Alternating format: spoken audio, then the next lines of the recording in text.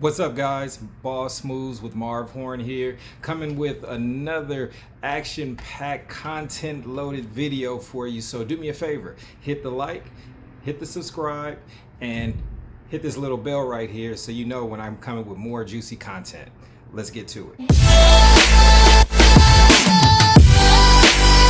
Let me ask you a question. Why does self-improvement not feel so good at first? Anyone? Can anyone answer that question? Because that's a universal question that I'm sure a lot of us want to know. You know who really wants to know? The people who are about to give up. The people who are about to give up, they really want to know, why does self-improvement not feel so good at first? Well, I'll tell you this. It's because you're changing habits that you have had for Lord knows how long. Years, months, decades. Things that you never even had a second thought about that have happened to you because of some instance that has happened in your life that you don't even pay attention to anymore, that you just kind of block out of yourself, out of your mind, and just go on autopilot. So today is the day we are going to get an understanding of why it is so difficult in self-improvement, getting to know yourself during the self-improvement stage. The first tip, the first factor, I would say, I'm not even giving tips today, we're giving factors. The first factor is you are going up against your ego. You are going toe-to-toe with the biggest property, the biggest owner of your mind thus far until we get over this hump. You're dealing with ego. So that mofo is going to just tell you everything that you can't do, can do, and how you're going to do it. And it's up to you whether you're going to listen to it or not. Because at the end of the day, your mind is in control.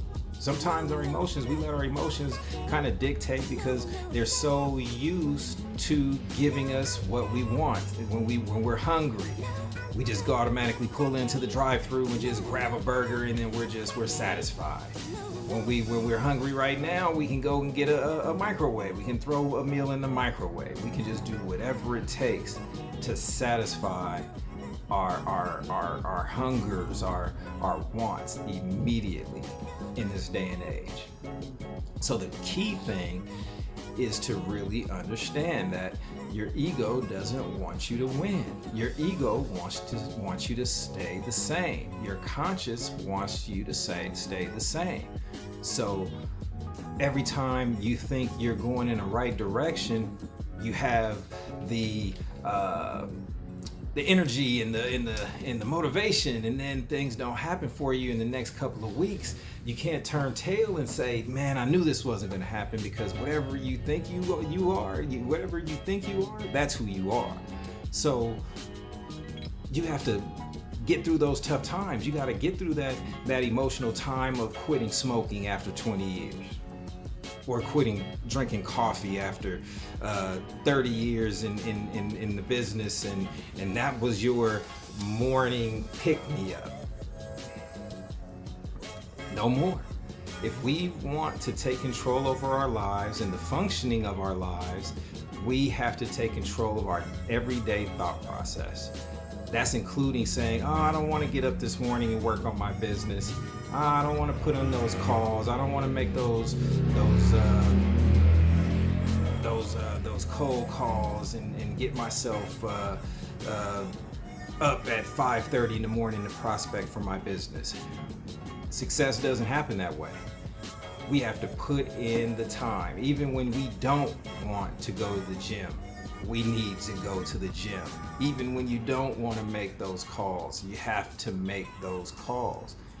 It's just what you have to do to put in the sweat equity. The sweat equity, that's what we're looking for. We're looking for the universe to reward us for those changes and sticking to those changes, sticking to those agreements. Those agreements are huge because they open the door to the next big thing that we've imagined for ourselves, that we've intended for ourselves. So Don't get upset about the result not happening fast. Don't get upset that things start breaking and demolishing around you, because those are the signs that change is coming.